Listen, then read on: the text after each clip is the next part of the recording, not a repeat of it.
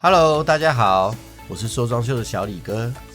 最近接到不少好朋友的电话，找小李哥帮他们看看房子，想要做一些维修翻新的工程，希望做完之后可以在市场上卖个好价钱。小李哥比较敏感，我发现最近好像卖房子的客人比买房子的客人多了不少。在和地产经纪朋友确认了之后，果然证实了我的想法。从2024年的12月到2025年的2月，市场的数据已经呈现罕见的买方市场。市面上在销售中的房子快速增加，但是呢，买家反而比较观望，不肯出手。那我们要怎么从这种相对低迷的市场环境中扎出一条血路来？当然，我们的想法和做法都要有所不同，装修房子的方向也要随着市场的波动有所不同。这一集我们就来聊聊这个话题。喜欢房屋装修相关主题的朋友，请您订阅我，并打开小铃铛，这样才不会错过任何的精彩影片更新哦。好，废话不多说，我们现在就开始今天的影片吧。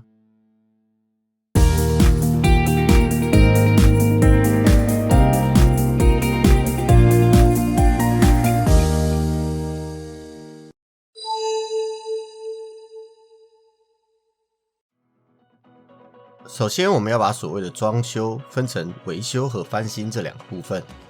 维修呢，就是恢复房子的居住机能。房子一般只要住了一阵子，一定都会有一些大大小小的损伤。这些损伤是会让房子跌价的。如果呢，这些损伤还严重到会让房子没办法马上住人，这样的房子在市场上就会很难卖出去。所以呢，维修的工程就是让房子保值的工程。如果你想让你的房子至少达到市场的行情价，不至于乏人问津降价求售，在卖房子之前一定要把房子先修好，这一点是完全没有争议的。先做好了这些维修，我们接下来再讨论房子的翻新才会比较有意义。翻新呢，就是美化房子。如果说维修是让房子保值，那翻新就是让房子增值。说到这里，一定有朋友会想，小李哥是装修师傅，我一定会鼓励大家在卖房子之前，先要把房子翻新一下。如果您这样想，可就误会小李哥了。房子漂亮一点会比较好卖，这一点不用我说，大家本来就都知道。但是呢，花了钱翻新房子，房子能不能有足够的投资回报？讲白话就是能多卖多少钱，这才是我们应该考虑要不要做这件事情的重点。我们会发现，在不同的市场情况之下，会有两种完全不同的答案。在过去的10年，温哥华的房地产十分火热。如果呢，我们把房子先美化一下再销售，这会有很大的投资报酬率。小李哥曾经有个客户，在2019年花了一点小钱，在卖房子之前重新刷了室内油漆，重新铺了木地板，这样子大约花了8000块加币的投资。但是呢，最后房子的售出价比起同一栋大楼相同户型的单位，足足多卖了7万块加币。当然啦，这是比较夸张的例子，但是呢，在当时比较正常的情况之下，装修时投入的成本想要翻倍的赚回来，基本上这都是可以期待的。总之，在市场环境好的情况之下，买家有信心，敢追价，也愿意多花钱。房子价格多少是卖家说了算，房子的状况好，你喊起价来自然就可以更大声。但是呢，大家都知道，从2023年初起，美国和加拿大大幅度的升息，直到了2024年中才开始慢慢的降回来。市场被这样一搞，大家对未来都变得非常的没信心。虽然在2025年的年初，市场上待销售的房子已经增加了不少，但是呢，买家都变得比较保守。这个原因除了心理层面上，大家不敢开高价去买房，在现实的层面，银行贷款的门槛也确实变高了。就算买家有意愿把价格出高，在银行审核也不容易过关，贷款核不下来，最后还是会买不成。所以呢，在现阶段市场上比的就是价格，买家情愿去花低价去买屋况一般没有美化过的房子，把多一点的资金弹性的掌握在手里，先把房子买到手，再看哪里不满意，衡量一下手头的预算再去做装修。所以呢，在现阶段卖房，与其想着翻新去卖高价，还不如保持现状，用比较实惠的价格去销售。这一点可不是小李哥瞎说的，这可是我和几位专业的地产经纪反复讨论过得出来的一个结论。小李哥最近的客户呢，也是这个情况，他用比市场行情低了将近10万的价钱，买下了比较旧的公寓单位，再请小李哥去装修。这样一来一回，买家算是捡了个小漏。在卖家方面呢，也不一定会吃亏，因为房子也快速的成交了，也买了新房，搬了新家。同一栋的大楼同时在卖的单位，有些到我装修完的时候都还没有卖掉。我用几句话总结一下我上面的重点，就是呢，以当前市场的状况，如果您的房子屋况尚可，没有重大的瑕疵，您不妨以现况去卖房，把房子的价格设定在政府报价的上下，这样您的房子反而会比较好卖。当然，这只是针对短期销售策略的建议。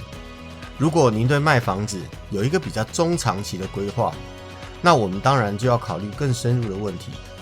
下一段我们就来继续深挖一下未来在加拿大比较有可能的市场走向。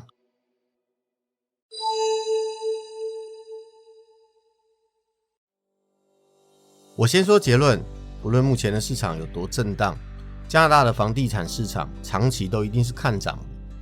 等加拿大的大选选完，政府恢复正常机能，等漂亮国的川老爷子新官上任的3把火消一消，相信过了不久，房地产市场就会恢复常态。那什么是常态呢？就是回归经济的基本面。经济学就是2条线嘛，供给和需求。加拿大的房子不够住，空屋率低，而且呢，加拿大还必须不断的引入移民来维持人口的正增长。加拿大的政府可能短期会为了选票关闭移民、关闭留学生，但是呢，在选举的激情过后，没有任何一个政党敢拿人口结构这个问题开玩笑。每年一定数额的移民引入，这是加拿大的100年基本国策。除非有一天金刚狼变成了美国队长，否则呢，移民还是会不断的进入加拿大。现在的房子就已经不够住了，在未来只会更不够。一个没有空屋率的国家，房价怎么可能会不涨？所以呢，在加拿大有一种卖房策略永远不会退流行，就是把房子整理好，翻新成自己喜欢的样子，一边住一边卖，大胆的定好一个目标的价格，等待合意的买家来出 offer。 我们会发现在加拿大有很多的白人都会这样卖房子，这样的方法听上去也许有一些浪漫，但其实这样是很聪明的一种方法。因为消费这个行为本身就是不理性的，感性的因素才是主导销售成功的关键。这样讲大家不好懂吗？那大家不妨想想，我们平常在逛 Costco 的时候，是不是常常会不小心就买了一堆没有列在购物清单里面的东西？我想如果大家都很理智，都只买需要的东西，那街上的商店大概会倒2/3以上吧。那房地产的销售更是如此。买房子呢，就是买一个对未来的想象，没有任何的商品比这个更浪漫。尤其加拿大是一个多族裔的国家，大多数的加拿大人并不会把房子当成一个单纯的投资商品，所以一个装修好，甚至连家具空间都安排好的房子，主打的就是一个可以看得到的未来，就是会有人愿意出高价来买单。至于要放多久才能卖出去，真的就只是个时间的问题。当然啦，现在的买家因为一些心理上或是现实上的原因，消费力暂时的下滑，短期之内要买要卖就真的只能假丑霸。但是呢，在一个长期看涨的市场当中，消费力回升也就只是个时间问题。最近小李哥有几个客户都在计划的要提前收回投资的出租单位，好好的装修之后先住上一阵子，等着日后市场回暖之后再上盘销售，这样就等于把好牌先抓在手里，等机会来了就可以果断的出手。这种比较长期的规划，当然最后的收益都会比短期直接销售要好上很多。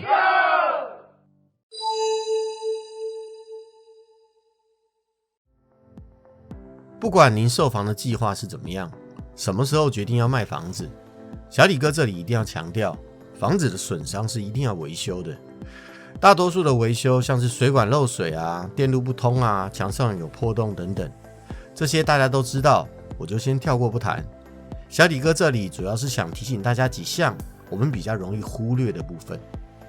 有一种房子的损伤，大多数的华人也许不在意，但是在加拿大，大多数人都非常的重视，就是房屋发霉。因为霉菌会产生黄曲毒素，它可是一级的致癌物，就算只有短时间少量的接触，都有可能造成过敏和孕妇的流产。所以在加拿大，房子只要有霉斑，就会认为不适合居住。所以呢，房子里的霉斑是一定要除掉的。严重发霉的墙板、地脚线要把它换掉，浴室、厨房防水的矽利孔发霉也要刮掉重打。除了发霉呢，还有一个部分也是加拿大的买家比较忌讳的，就是墙上、天花板上漏水的黄渍。毕竟呢，一看到黄渍，就会给人产生一个可能在漏水的疑虑，还会担心在接下来就会发霉了。小李哥前一阵子有拍一部影片，就是帮一个准备要上盘的单位去维修墙上的黄色的水痕。有兴趣的朋友，欢迎您点击观看哦。当然，在把这些漏水的黄渍刷掉之前，我们一定要确定还有没有漏水的问题，不能只做表面功夫。再来呢，就是电路的部分。在家里有些插座和开关会因为长时间的高负载工作，表面产生一些碳化的胶痕，这样的插座或开关会有短路的风险，这也是一定要换掉的。还有，大家可以检查一下房子里面的火灾警报器有没有正常的工作。有时候呢，有些房子的警报器还会直接的搞失踪。小李哥有些客人因为警报器的备用电池没电了，自己也不会换，警报器呢就会一直响个不停，他索性呢就直接把它给拆了。结果后来时间久了，他就忘记放到哪里去了。这些警报器在卖房之前都要补足数量，也要确定连线功能正常。再来要确认家里的暖气和控制开关是可以正常连接工作的。暖气呢是加拿大房子的必须功能，有故障就一定要修好。最后就是电器的功能一定要检查。我们比较容易漏掉的就是洗碗机和碎骨机。有些华人家庭可能不习惯用洗碗机和碎骨机，长久不用呢，早就已经堵死坏掉了，但是他们却没有发现。这个呢也一定要维修。机器既然装在那里，就不能是坏的。加拿大房子的买家很在意这些。上面这些项目就是大家比较容易漏掉的部分，大家一定要特别注意哦。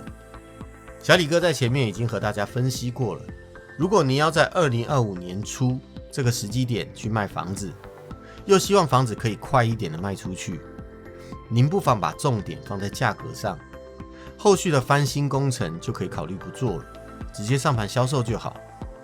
但是有些朋友可能是从租客的手里收回房子，房子的墙壁状况比较糟，或是呢每个房间油漆的颜色不统一，您就可以考虑做一下室内油漆，这样房子的情况就会改善很多。